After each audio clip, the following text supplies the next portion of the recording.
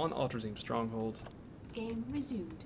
Spawning in the top, bottom left. That's how directions work. 4 guns and roaches. Playing in yellow. It is IRushpeople. He's obviously a fan of Lucky 13, because that's our color. Clearly. And spawning in the bottom right-hand corner as the Teal Zerg, we have playing for StraTk Gaming, SteelCyclone. So we have a ZVZ. Ooh, an Ultrazine as well. I love how we're getting the ZVZs on the big maps. Yeah. Makes for some interesting play. We could see a 2-hour game. Wouldn't that be just so much fun? I've watched one of those. I've watched a few of those, and however, with that recent patch coming to play, the Broodlord is becoming frenzied. I've seen a lot of games which were about to go into that long 2-hour phase, but the Broodlord's just wrecked. Just absolutely wrecked that kind of Swarmhorse Turtle style. That's actually really cool. I can't wait to see that stuff happening, because I've lucked out and I haven't had to cast. I don't think I've had to cast any Swarmhost versus Swarmhost. I came really close a couple times. We were trying to get into it was like Stefano versus somebody in the Challenger League qualifiers for EU. In like one of those games ended up being an hour-plus game, but we ended up casting something else, and I'm very, very thankful we did. That would have hurt my soul to deal with that. Not to mention the fact that I think I had to go relatively soon. I would not have had time to do that anyway. Yeah. The only thing I dislike about Swarmhost versus Swarmhost is, unlike, for example, TVZ Mech, where it's 3 units versus massive amount of long-range AoE, well, basically Mech. Basically, with 3 units versus 3 units, there is nothing ever being lost. Whereas with Mech versus TVZ Mech, you actually have the chance of like a player losing a tank or actually losing resources. In Swarmhost versus Swarmhost, you're not going to lose anything, so yeah, it's very, very interesting. Yeah, whenever I play TVZ, I pretty much always play mech, so I haven't ended up in too many Swarmhost versus mech games, but the few I have done, it seems that people I play have no idea how to deal with Ravens. I think there was one person who dealt almost effectively with them, but Secret Missiles are pretty good against a guy who has a bunch of Swarmhost and Roaches, so it doesn't work out too well for them. Just wait till you get to Diamond. Once you hit Diamond, Zergs actually start getting smart. Figuring, oh, so that's how you actually counter it. Oh, Heat-Seeking Missile does friendly fire damage? Oh, yes. Oh. It's Who was that? Somebody had, like, most of their army just disappeared because a bunch of Seekers, and they split up their army the way that he put all the Seeker Missiles underneath all the Ravens, so the guy lost all of his Ravens from his own Seekers, which has got to be the worst feeling ever. It is. I've actually done that a few times, and you feel bad, but you're like, shit, my Zerg player just did a very smart move. He deserves that. Yeah. Right, so, well, okay, I guess there's been a game going on, but it is EVZ, it's early game, so not much has really happened. Both players went hatch first, which is nice. It has been identical builds, except for the fact that SteelCyclone has built a Spine Crawler. Other than that, it's been identical, and actually, SteelCyclone's still mining gas, where IRushpeople pulled out of gas. Well, Steel didn't actually have gas for a while, so that'd be why. Oh yes, he'll be catching up. Yeah, he just got into his gas, so he'll get his 100 and probably pull out as well. But the speed's gonna be a little bit quicker here for IRushpeople, and once again, just that speed situation is kind of like these few timings in ZVZ where things matter a bunch. It's like where you get your third base, how you can get your third base. That's a big deal. But also when speed happens, can you use your speed effectively against your opponent who doesn't have speed? And what do you do to counter both of those issues?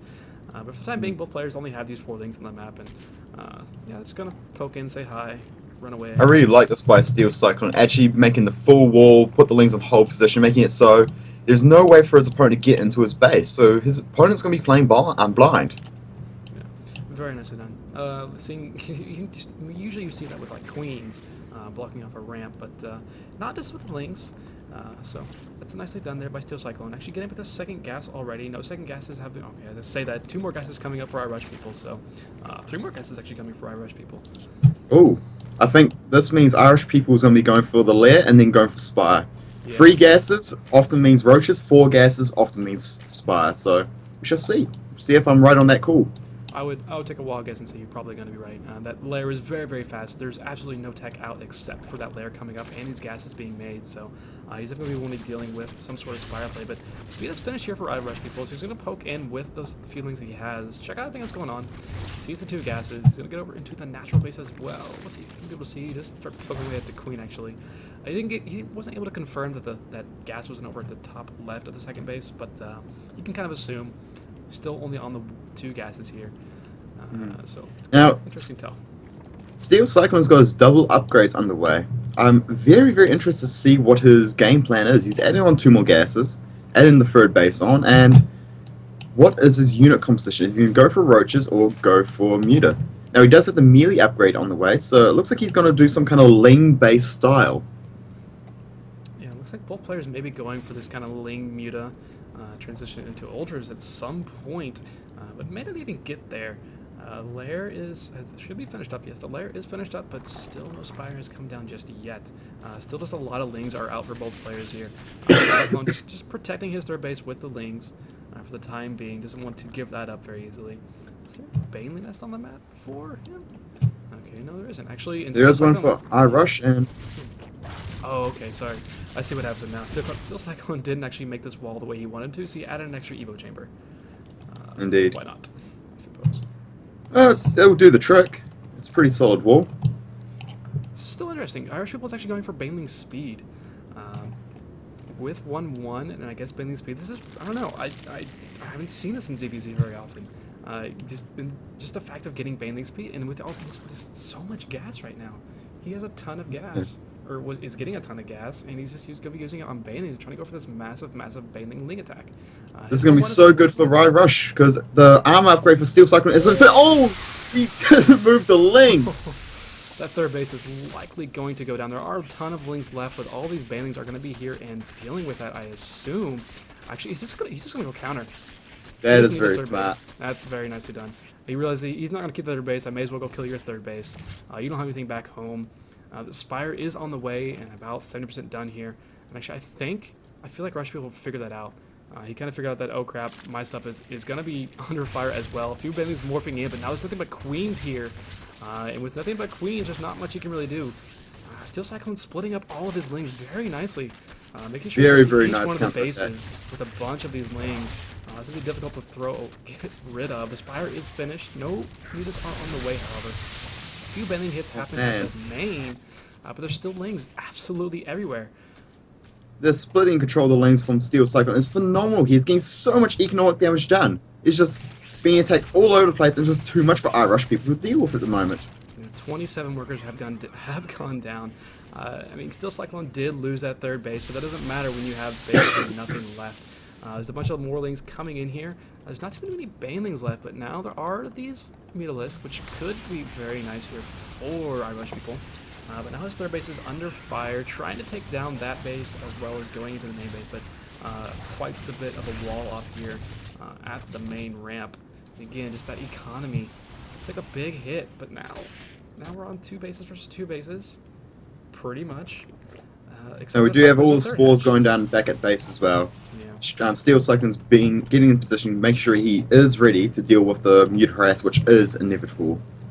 Even throwing in the Spore Collar by his Evo Chambers, making sure he can deal with that. Some Lings are going to be running in here, or at least trying to run in here, but the Queen, once again, just blocking that off, keeping everything nice and safe, and every time this happens, SteelCyclone just runs around all of this and goes for his opponent's base here. He wants to kill this third up. He knows he needs to kill it. He knows he did a lot of damage, but he needs to do a little bit more, and he's going to be looking to do exactly that. He's going for the drone line. He's just going for all the work. He'll splitting off the Zerglings once again to go to both bases. Oh, but the Banelings get some nice detonations at the natural there for IRushpeople. He's killing off more workers, which is very, very nice. But he's stuck on only Lings here. He's trying to add an infestation pit now, right? Let's see. 32 workers have died, but still. 39 workers to 40, and it's still in favor of IRushpeople. He still has his 3rd hatchery up, and he's got kind of the better tech right now. There's not really much that IRushpeople can do with the Mutalisk, given that there are all these Spore Colors all around the bases here. And now SteelCyclone is going to have an issue of taking his 3rd base at some point. He's got to spread creep out so he can actually put down some Spore Colors near the 3rd base and keep that safe from those Mutalisks, while he defends with some of these Lings, but Yeah, this is kind of just a weird situation for both players. I actually think I give SteelCyclone the slight advantage here, as I've seen him do a 2-base build against Schmicks, and his 2-base Zerg was just phenomenal. This guy, he's very, very comfortable. He's a patient player. I think he's going to be more comfortable in this kind of game situation than his opponent. This is an interesting little play here he's been doing with these mutalisks, keeping them a little bit safe from the queens during avoiding the sport colors, kills off one of the evo chambers. It's actually really nice because now his links can get in a lot easier, and now he's trying to push into the mineral line. Sport colors going to keep that nice and safe though. Two mutalisks on very low health. They move in to try and get spine core, and the spore crawler targets both those weak mutalisks straight away, and 2 mutalisks fall straight away. Oh, but look at this link counter attack again from SteelCyclone. This is very nice. There's a ton of banelings being morphed here at the third base, so all those lanes are gonna die pretty quickly. They do go down. Once again, just inside the mineral line, being extremely annoying. Where's the third base gonna happen for SteelCyclone? Is he ever gonna make a third base, or is he gonna keep staying on this kind of composition and hope he can kill enough workers? I'm almost blown away at how well executed these Ling counterattacks are. These are truly phenomenally well executed Ling counterattacks, splitting up, hitting every single base at the same time, just putting so much pressure on IRushpeople. Yeah, 58 workers killed by SteelCyclone so far. He doesn't have a third base, yeah, but he has an Ultralisk Heaven on the way. Yeah, he has an that's Ultra nice. Heaven on the way. This is going to be awesome. Yeah, plus he could Ultras. he's making 4 infestors as well. He doesn't have, well, okay, he does have a lot of gas. He has 2,000 gas somehow. Somehow he's got 2,000 gas. Only built He's built and no banelings, no mutas, no nothing, just lings and upgrades and tech. So that gives you a lot of gas. Yeah, there's a ton of gas. I think we just need more. No, actually, he didn't kill any more workers. But still, IRushpeople is a really awkward position. Now there's these infestors out, and some nicely placed fungals are really going to wreak havoc on these mutalisks if he's going to actually do it. One goes down, one infestors goes down. Oh, perfect fungal! Oh, he's in range of 2 of the spore colors. All these mutalisks are going to That is... Oh, that's brutal. That is a phenomenal pickup there for SteelCyclone. That just... Oh, perfect fungals. That was kind of a poor decision there by IRushpeople, moving in range of those infestors. He sniped one of them and thought, okay, I can get the rest of them. I can totally get the rest of them. But then he took 1 fungal in range of 2 spore crawlers. How many kills? 5 kills on each of the spore crawlers. So all 13 of his mutalisks did die. I think he has, what, 1 left over? He's got 1 left over now. And even he's moving the infestors over with Burrow. Is there any detection anywhere? I don't No, there is not. Oh, this is going to be hilarious. Look at the upgrades for SteelCyclone. He's got his free attack, free armor, and the chitinous plating on the way. These Ultras are going to be beefy Ultras. They're going to be doing some serious pain on IRushpeople. And IRushpeople's building more mutas. He just built a whole lot of mutas. And that's not what he needs. Mutas are not going to do well against these Ultralists. Yeah, to an extent, it's going to be able to kill them eventually, but eventually killing something is not going to work out when it kills the entirety of your bases, and that's pretty much exactly what SteelCyclone's going to do. He's just going to run across the map and try to kill everything off. He's probably going to take these infestors, I imagine. These mutas do 9 damage. The Ultras have 5 armor. The mutas are going to be doing under half their damage to these Ultras, and Ultras don't even have their +3 armor underway yet, so this is so beefy. So much armor, so tanky. And yeah, these Ultras, it's too much. Like, Baneling's going to come and get in, not going to do anything. The Ultras will eat the Banelings for lunch. Infested Terrans, we're thrown down into the main base here of IRushpeople, and even just more and more workers are dying off. Once again, SteelCyclone splitting up his army. 93 workers have been killed in this game. 94 now. Actually, IRushpeople never killed a single worker. He's going to call GG there. Really well played by SteelCyclone. That's unbelievable. I cannot believe he actually was able to do that. That was hilarious.